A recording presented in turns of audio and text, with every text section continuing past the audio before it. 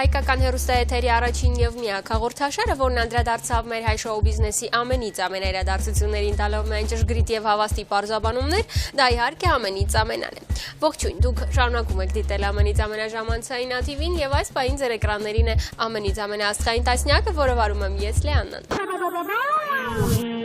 Իսկ այժմ հայտարարում եմ մեր այսօրվա հիմնական անվանակարգը՝ ամենից ամենաաստղային նվերներ։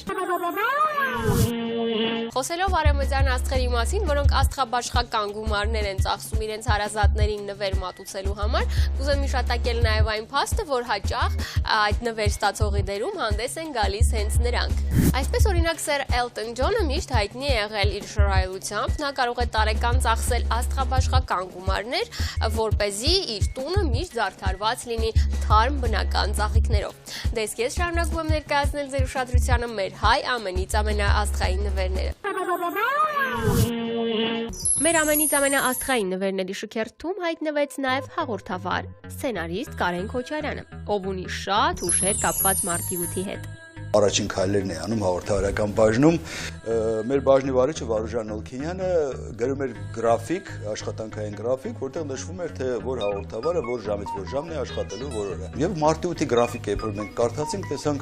ամբողջ գրաֆիկում նշված էր միմիայն կանանց անուններ։ Ու մոտեցանք ասեցինք Վարուժ, բայց մի քիչ սխալ մոտեցում է, էլի կանայք այդ օրը տոնն է իրենց վրաս բոլորին աշխատանքի նշել։ Ասես դուք բոլորը այդ օրը եկեք։ Մենք բոլորս այդ օրը ներկայացանք։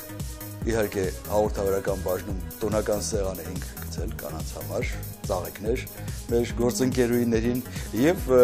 բնական է այդ օրը մենք թույլ չտվեցինք, որպեսզի ոչ մի կին եթերում երևա։ Անդրադառնալով Կարեն Քոչարյանի նվերների, որոնք նա սիրում է մատուցել իր կնոջն ու աղջիկներին, նա անկեղծ խոստովանում է։ Միշտ ունեցել եմ այդ դժվարությունը նվերների ընտրությունը։ Մանավանդ երբ որ դա հարցը կանգնած է հարազատ մարդու մասին, ասենք տիկնոջ, մոր, քրոջ։ А у вас нет такого же, но с перламутровыми пуговицами? К сожалению, нет. Нет. Будем искать. Շատ հաճախ նույնիսկ եղել է, որ նախորոք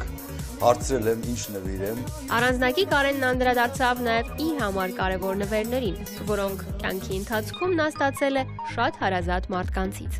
Это подарок. Подарок мне? Ну да, у тебя же день рождения. Бери. 1992 թվականն էր, երբ որ նշվում էր իմ ծննդյան օրը, դա միակ տարին եղավ, ցավոք, որ երրորդ ալիքի ամբողջ անձնակազմը հավաքվեց իմ ծննդյան օրը։ Ցավոք այդ տարվանից մենք ունեցանք կորուստներ եւ երկուսը հեռացան 2 տարվա ընթացքում մեր երրորդ ալիքի հիմնադիրներից եւ այդ տարի այնքան երջանիկ տարի էր մեզ համար, որ բոլորս հավաքվել էինք մեր տանը։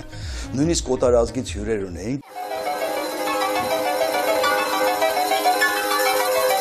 Իրոք շատ բարձր տրամադրություն էր տիրում եւ այդ օրվանից մի հիշատակ ուրեմն նվեր ունեմ, մի նկար է, հին Երևանի նկար, որի հետևում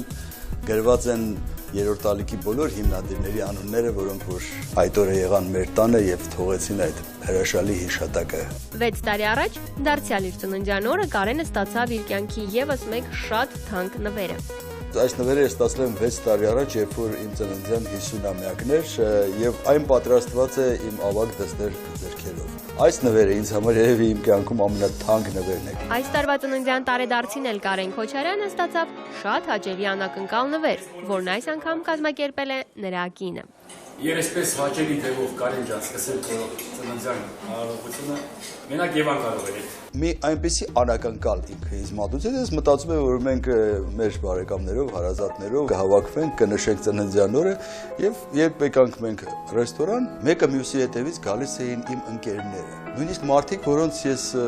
երկար ժամանակ չեմ տեսել, որտեղից էր գտել նրանց եւ բոլորին խնդրել էր, որ ասել էր, որ ես տեղյակ չեմ։ Այդ օրը ընկերները ասում էին, հիմա տեսնենք կնոջ հետ ծնունդին ինչ նվեր ես մատուցելու, որ սրանից մեծ նվեր լինի։ Բավական դժվար կլինի, կարծում եմ օգոստոս ամսին այդ հարցին անդրադառնալը, բայց դեռ ժամանակ ունեմ մտածելու։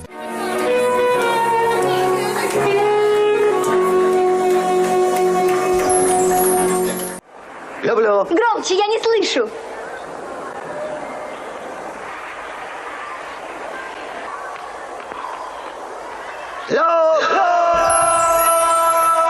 Սիրել եմ, որ նվերը ոչ թե ունենա նյութական արժեք, այլ բովանդակություն ունենա։